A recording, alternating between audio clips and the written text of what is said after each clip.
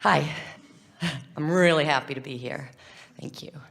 And I just wanted to ask, I've heard on tapes you speak that when we sleep, we go into pure positive energy and align Yes, effortlessly. and the reason we know that is because your consciousness never ceases to be. So if you are not awake and focused here, you are awake and focused somewhere else. So it is a withdrawal of consciousness here and applying of consciousness into the non-physical. And the reason we like to make that distinction as often as we can is because we want you to realize that when you die, it's exactly the same thing. When you die, you withdraw consciousness and re-emerge consciousness into the non-physical broader perspective. My question was, I didn't understand about nightmares or night terrors or things like that. What you're dreaming is not what that inner part of you is doing. In other words, there are two things that you have to understand about the dream sequence or the dream process, or in this case, the nightmare process. You don't dream all night.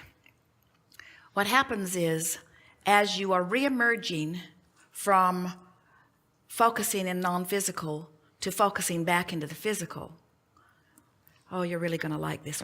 We're right on the brink of something so important, and we're trying to decide what's the best way of unfolding it for you. We're going to start in what feels like another place, but it's going to lead right into this important knowing. Everything that you feel in any moment is the vibrational variance between who you really are as source energy and who you are being in this moment. So you've heard us say, relative to the subject of resistance, that when you have source energy really pouring through you, but you have beliefs that don't allow yourself to align to that source energy, it's like going 100 miles an hour in your car and hitting a tree. It's a big thing. So when you go to sleep at night and you are tuned in, tapped in, turned on, you've had a day of appreciation, maybe you meditated, you've been basking, you've brought yourself into vibrational alignment, so you might dip into some frustration, but mostly you're feeling wonderful. When you go to sleep under those conditions, the variance between what you've been practicing recently, like all day and all week, is so much in alignment with who you really are that there's a very smooth passing as you re-emerge into non-physical and then re-emerge back into physical. In other words, the gate's wide open, you wake up with a smile on your face. But if you wake up in a panic, or if you wake up in the middle of a nightmare, what that means is the vibration that you've been practicing here is quite different from who you really are, and you just sort of hit a tree. In other words, it's like, does that make sense? As you're coming back into this consciousness, the vibrational difference is dramatic. Now, here's the other part that we started to tell you that is so important to understand about dreaming. You're not dreaming all night long. We promise you that when you slumber, that's not your inner being having those dreams. Your inner being, it has reemerged into non-physical. The dream that you think you dreamed all night long was downloaded, sort of like what we're downloading to Esther right now, in a split second. And as you come back into consciousness, you get the full unstuffed version of it. You see, Is that good dreams and bad dreams? all dreams are your conscious interpretation of the vibrational countenance that you have most frequently, most dominantly been practicing lately. That's why that was really good. Did you hear it? That's why that was really new. Do you know it? That's why, let us see if we can find the best way of helping you to understand this. What you are thinking and feeling and manifesting always matches. And what you are dreaming and feeling is also a manifestation.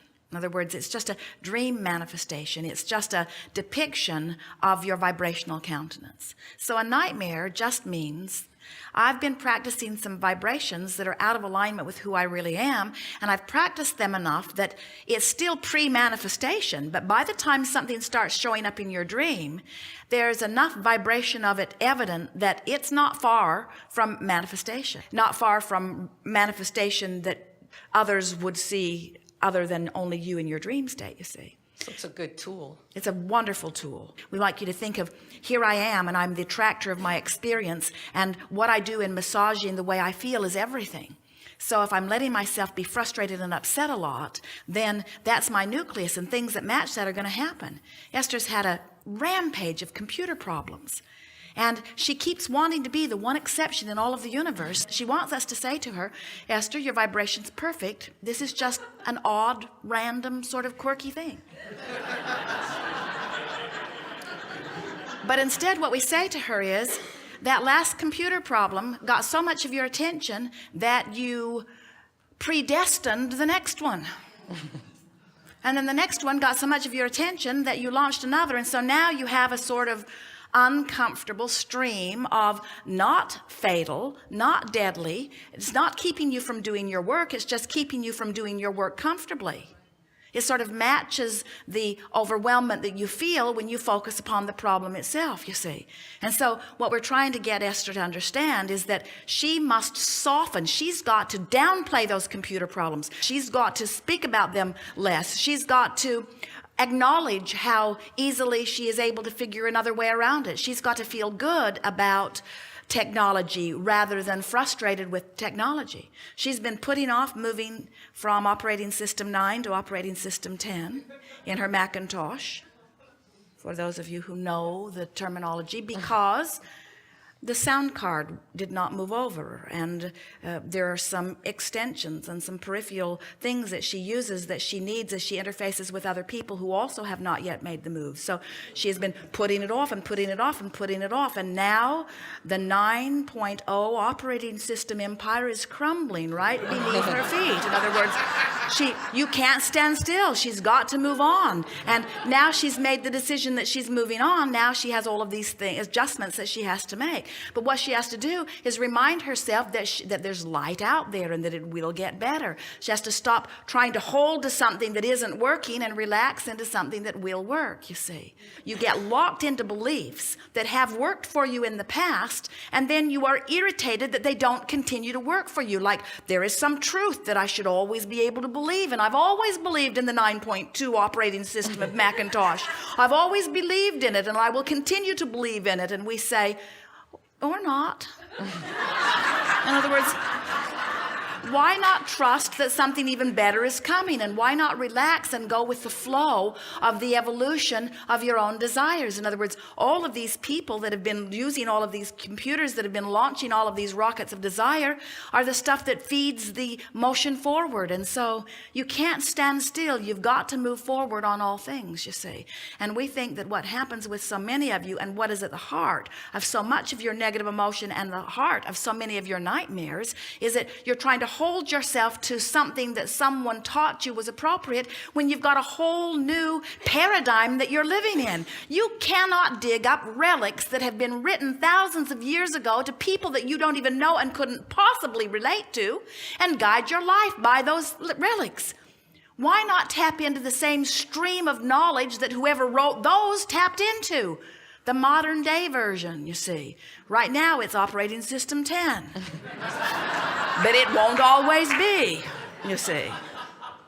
Thank you.